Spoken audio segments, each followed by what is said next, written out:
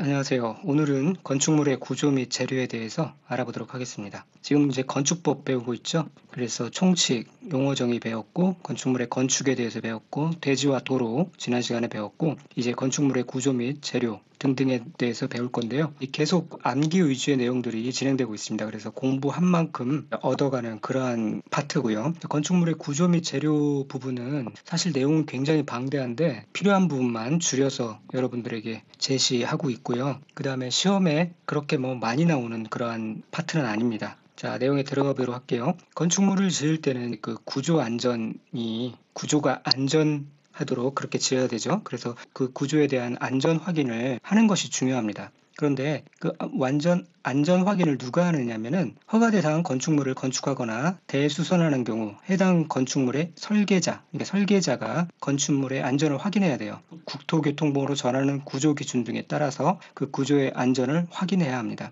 그래서 먼저 설계자가 해야 된다는 것 알아두시고, 그 다음에 지방자치단체의 장은 이 구조 안전 확인 대상 건축물에 대해서 허가 등을 하는 경우에는 내진 성능 확보 여부를 확인해야 됩니다. 그러니까 안전 확인을 하는 것은 설계자가 하는 것이고요. 내진 성능 확보 여부를 확인하는 것은 지방자치단체의 장이 하는 것입니다. 그렇게 이제 설계자가 구조 안전을 확인한 다음에 그 건축주가 이제 착공 신고를 할 때 건축물의 구조 안전을 확인한 그 설계자로부터 구조 안전 서류를 받아서 그 확인 서류를 이 건축주가 허가권자에게 제출해야 합니다. 다시 한번 구조 안전은 설계자가 해야 되는 것이고요. 내진 성능 확보 여부는 지방자치단체의 장이 하는 것이고요. 그 다음에 이 설계자로부터 이 건축주가 구조 안전 서류를 받아서 착공 신고를 할 때 그 확인 서류를 허가권자에게 제출합니다. 다만 표준 설계 도서에 따라서 건축하는 건축물은 제외합니다. 그래서 이제 그 구조 안전 확인 서류 대상 건축물, 그러니까 건축주가 설계자로부터 구조 안전 서류를 받아서 착공 신고를 하는 때 그 확인 서류를 허가권자에게 제출해야 하는 그런 건축물은 무엇이냐, 이런 건축물이 있어요. 그리고 이게 이제 내진 확보 여부 확인하는 것과 같이 맞물려 들어간다고 그랬죠. 짝꿍을 이루어서. 그래서 기본적으로 구조 안전 확인 서류 제출 대상 건축물은 건축물의 내진 능력 공개 대상 건축물과 같아요. 그러니까 이 밑에 있는 내용이 내진 능력 공개 대상 건축물이라고 보시면 됩니다. 자, 어떤 게 있냐면은 공동주택과 단독주택이 있고요. 그 다음에 층수가 2층 이상인 건축물, 목조 건축물인 경우는 3층이고요. 연면적 200제곱미터 이상인 건축물, 목조 건물인 경우는 500제곱미터, 그 다음에 처마 높이가 9m인 건축물, 기둥과 기둥 사이의 거리가 10m인 건축물, 높이가 13m인 건축물, 국가적 문화유산으로서 보존할 가치가 있는 건축물, 그 다음에 보호 차양 등이 외벽의 중심선으로부터 3m 이상 돌출된 건축물, 이런 것들이에요. 완전히 단순 암기사항이죠? 그렇긴 하지만 너무 작은 그리고 낮은 건축물들은 구조 안전을 굳이 할 필요는 없겠죠. 단층인 경우, 1층인 경우, 그 다음에 주택이 아닌 경우. 그래서 이것을 어떻게 암기할 것인가, 옆에 암기 코드를 좀 정리해 봤는데요. 공단에서 둘 2층 200m 치킨과 목구조인 경우는 3층이죠. 삼겹살 500g 사서 처가 9명이에요. 처 9, 사위가 10명이에요. 그 다음에 노비 13명이에요. 국가적 문화유산 산삼하고 같이 먹었어요. 공단에서 둘둘 치킨과 목삼겹살 500g 사서 처 9, 사위 10, 높이 13이 산삼하고 같이 먹었어요. 말을 막 만들었는데 어쨌든 이 내용은 처마 높이가 9m인 것을 알아야 풀고요. 기둥과 기둥 사이가 10m 이상인 건축물 이어야 풀고요. 높이가 13m 이상인 건축물이어야 풀어요. 그러니까 이 숫자들이 이게 시험에 나온단 말이에요. 가끔씩. 네. 그러니까 암기하는 수밖에 없어요. 그리고 이 2번, 3번은 사용 승인을 받는 즉시 건축물이 지진 발생 시에 견딜 수 있는 내진 능력을 공개해야 하는 건축물이기도 하고요. 그렇게 알아두시기 바랍니다. 그 다음에 건축 구조기술사 협력 대상 건물은 이제 이렇게 있는데요. 그리고 암기코드 이렇게 정해봤는데, 이거는 넘어가도록 하죠. 나오면은 감으로 맞추기로 하고요. 이런 것까지 다 암기하려면 머리에 과부하가 걸릴 겁니다. 그 다음에 소음 방지용 경계벽 및 바닥 설치. 자, 이것도 소음 방지용 경계벽을 설치해야 되는 건축물이 이렇게 나오는데요. 이거를 다 암기하기는 힘들어요. 그런데 이제 이런 식으로 좀 이해를 하시죠. 소음을 좀 방지해야 될 필요성 있는 건축물이 어떤 게 있을까? 그런 개념으로 이걸 한번 읽어보시고, 아, 그렇구나, 그렇구나, 그렇게 이해를 하시고 문제가 나오면 푸시는 방향으로 그렇게 하시면 되겠습니다. 단독주택 중 다가구 주택, 단독주택이야 뭐 단독으로 분리되어 있으니까 소음 방지 굳이 필요 없겠지만, 단독주택인데 이 다가구 주택으로 사용되고 있는 주택 있죠. 이런 경우는 소음 방지를 위해서 경계벽을 설치해야 되겠죠. 단독주택 중 다가구 주택의 각 가구 간 또는 공동주택이 각 세대 간 경계벽. 그런데 여러분 아파트에 살아보시면 알겠지만 거실, 침실 등의 용도를 쓰지 아니하는 발코니 부분은 소음 방지를 위한 경계벽이 없습니다. 비상시에는 사실 뚫고 나갈 수 있도록 해야 되기 때문에 이게 손으로 두드려 보면 텅텅 소리가 납니다.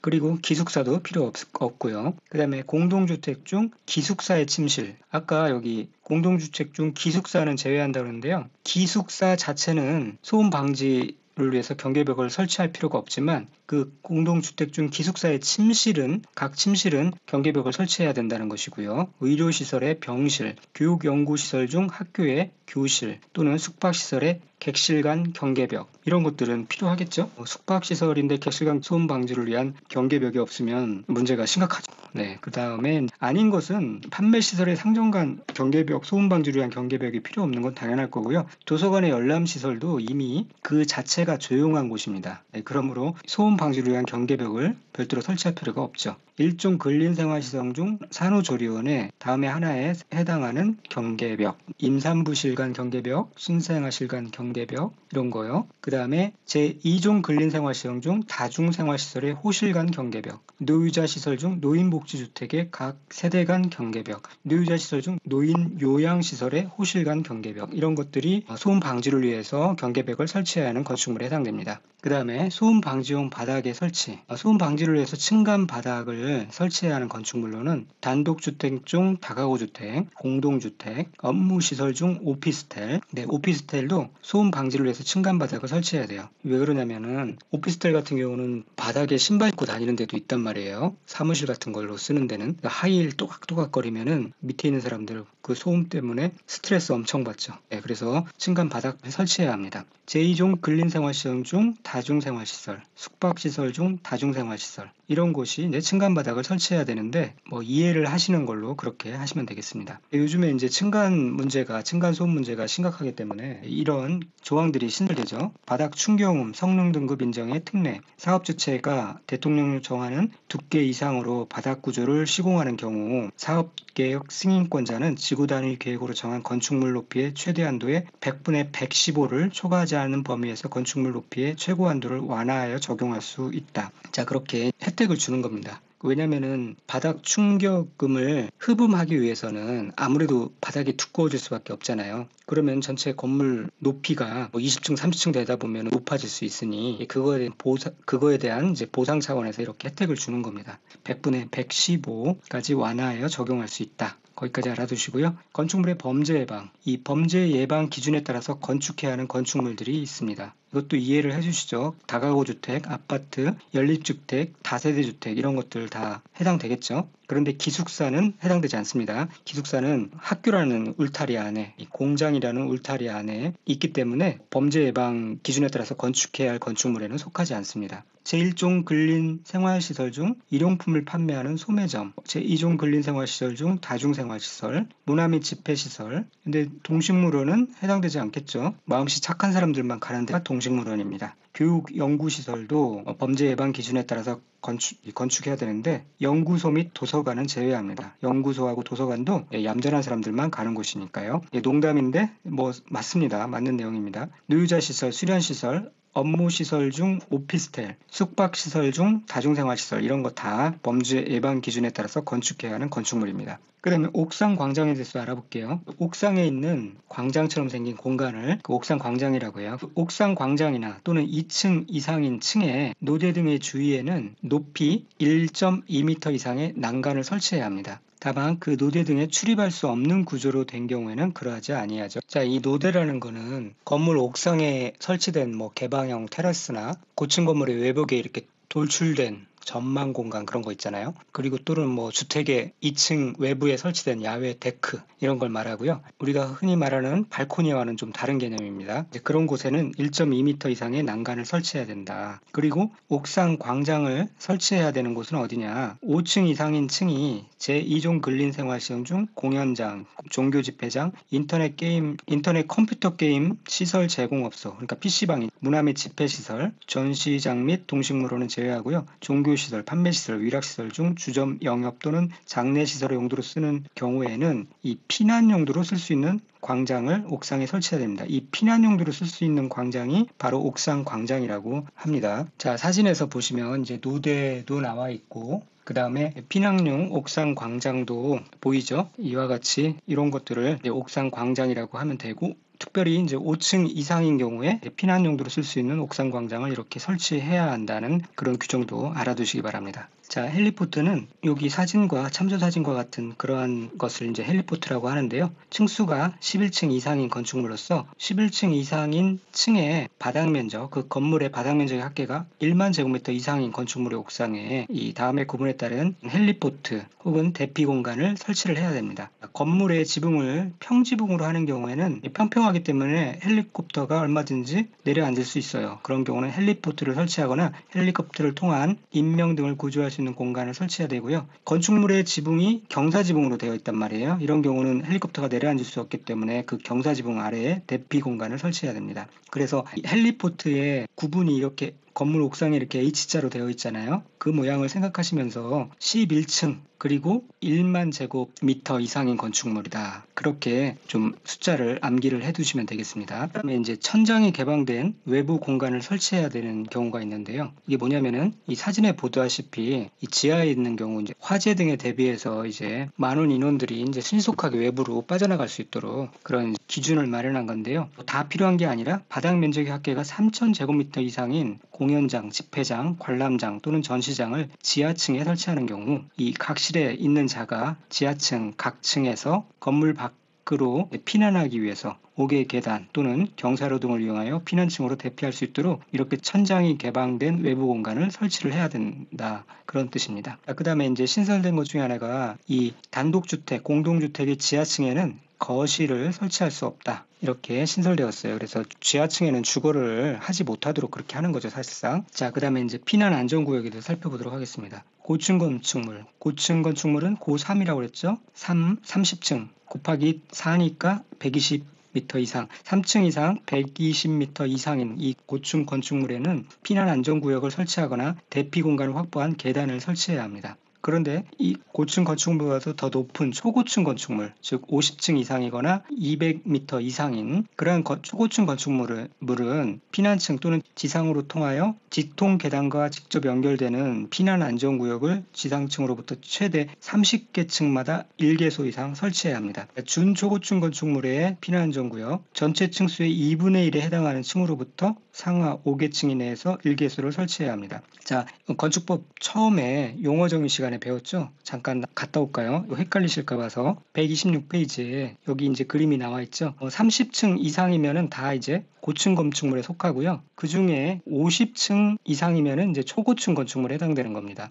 준초고층이라는 것은 그 고층 건축물 중에서 이제 초고층이 아닌 요 사이에, 그러니까 30층에서 50층 사이에 이 건축물을 준초고층이라고 하는 거죠. 그러니까 이 준초고층에 해당하는 건축물이 만약에 있다 그러면 이 건축물은 전체 층수의 2분의 1쯤에 해당되는 층으로부터 상하 5개층 내에 이 피난 안전구역을 설치해야 된다는 건데요. 1개소 이상 설치하면 됩니다. 그리고 이 초고층일 때에는 이 초고층 건축물이 만약에 있다 그러면 30층마다 한 개소 이상 설치해야 된다는 거예요. 그렇게 이해를 해주시면 되겠습니다. 자, 그러면 다시 돌아가도록 할게요. 피난 계단의 설치. 자, 이 부분도 이제 시험에 자주 나오지는 않으니까요. 에너지를 쏟진 마시고 건축물의 피난층 외의 층에서는 피난층 또는 지상으로 통하는 직통 계단에 이르는 보행거리 30m 이하가 되도록 설치해야 한다. 보행거리가 30m 이하가 되도록 설치해야 한다. 그러니까 거실에 이렇게 있다가 무슨 뭐 불이 나거나 그러면은 30m 이내의 거리에 그 직통 계단이 있도록, 그러니까 숨을 안 쉰 채로 이렇게 달려가려면은 너무 먼 거리면 안 돼요. 막 연기가 자욱한 상황에서 30m 이하가 되도록 그렇게 설치해야 한다는 규정이 있고요. 가만히 보시면 여러분 아파트도 거실에서 비상 계단까지 그렇게 멀지 않을 겁니다. 그런데 건축물의 주요 구조부가 내화 구조 또는 불연 재료로 된 건축물은 그 보행거리가 50m 이하가 되도록 그렇게 좀 넓게 설치할 수가 있어요. 길게. 또 직통 계단을 2개소 이상 설치해야 하는 경우는 피난층 외의층이 다음에 하나에 해당하는 용도 및 규모의 건축물인 경우에는 피난층 또는 지상으로 통하는 직통 계단을 2개소 이상 설치해야 됩니다. 그러니까 건물의 규모가 좀 큰 경우겠죠. 그래서 2종 근린생활시설 중 공연장, 종교집회장, 문화 및 집회시설, 종교시설, 위락시설 중 주점 영업 또는 장례시설의 용도로 쓰는 층으로서 그 층에서 해당 용도로 쓰는 바닥 면적의 합계가 200제곱미터인 것, 사람이 많이 모이고 규모가 좀 큰 경우, 그런 경우는 직통계단을 2개소 이상 설치해야 합니다. 공연장, 종교집회장은 각각 300제곱미터 이상입니다. 그리고 의료시설, 노인복지시설, 장애인 거주시설의 용도로 쓰이는 3층 이상의 층으로서 거실 면적의 합계가 200제곱미터 이상인 것, 지하층으로서 그 층 거실의 바닥 면적의 합계가 200제곱미터 이상인 것. 자, 이런 것들은 직통 계단을 2개소 이상 설치해야 되는데 이 부분도 우선순위에서는 제외하시고 그렇게 시간 날 때 한 번씩 읽어보는 것으로 끝나시면 되고요. 시험에는 거의 언급되지 않는다고 보시면 됩니다. 피난계단, 건물의 3층 이상의 층으로서 다음에 해당하는 용도에 쓰이는 층의 경우에는 직통 계단 외에 그 층으로부터 지상으로 통하는 피난계단을 따로 설치해야 합니다. 제2종 근린생활시설 중 공연장, 문화집회시설 중 공연장이나 위락시설 중 주점 영업의 용도로 쓰는 층으로서 그 층 거실의 바닥면적 합계가 300제곱미터 이상인 것, 그런 경우는 5개에 따로 피난계단을 설치해야 되는데요. 그림에서 보는, 이 사진에서 보는 이런 거와 같은 거죠. 그 다음에 승용 승강기, 6층 이상으로서 연면적 2000제곱미터 이상인 건축물을 건축하고자 하는 경우에는 승강기를 설치해야 돼요. 6층 이상으로서 연면적 2000제곱미터 이상인 건축물을 건축하는 경우에는 승강기를 의무적으로 설치해야 합니다. 그런데 이 승강기 설치하려면 돈이 많이 들어가잖아요. 이런 경우는 면제를 해줘요. 6층이긴 하지만 각 층 거실의 바닥 면적 300제곱미터 이내마다 1개소 이상의 직통 계단을 설치한 건축물. 그러니까 비록 승강기는 없지만 이 곳곳에 직통 계단이 있어가지고 문제 시에 빠르게 대피할 수 있도록 그렇게 한 경우에는 설치 의무에서 제외됩니다. 자, 그러니까 6층 미만이거나 연면적 2000제곱미터 미만이라 할지라도 건축주가 자기의 필요에 따라서 승용 승강기를 설치하고자 하면 그건 설치할 수 있어요. 설치를 제한하는 법률은 없습니다. 그 다음에 피난용 승강기의 설치, 이 고층 건축물, 그러니까 30층 이상의 혹은 120m 이상의 건축물에는 이 승용 승강기 중 한 대 이상을 피난용 승강기로 설치해야 합니다. 그러니까 이제 보통 우리가 빌딩 보면은 10층 이상의 빌딩을 보면은 한 층의 높이가 4m니까 10층이면은 40m가 된단 말이에요. 그 다음에 이제 높이 31m를 초과하는, 그러니까 고층 건물 중에 고층 건물이 이제 30m부터 또 2대 이상의 비상용 승강기를 설치하는 경우는 화재 시 소화에 지장이 없도록 일정한 간격을 두고 설치해야 합니다. 가볍게 그렇게 알아두시고요. 참몽 등의 차면시설, 인접대지 경계선으로부터 직선거리 2m 이내에 이웃의 주택이 내부가 보이는 등 창문을 설치하는 경우에는 차면시설을 해야 합니다. 그래서 그렇게 알아두시고 이 비상용 승강기는 비상금은 31일 언제든지 쓸 수 있어야 되겠죠. 그렇게 암기하시면 되겠고요. 자, 이 부분은 즉 암기할 사항들이 많지만 그렇게 시험에는 다행히 자주 나오는 편은 아니라서 가볍게 공부하시면 되겠습니다. 이상으로 오늘 강의 마치고요. 다음 시간에는 제5절 지역, 지구 또는 구역의 건축물 편을 보도록 하겠습니다. 감사합니다.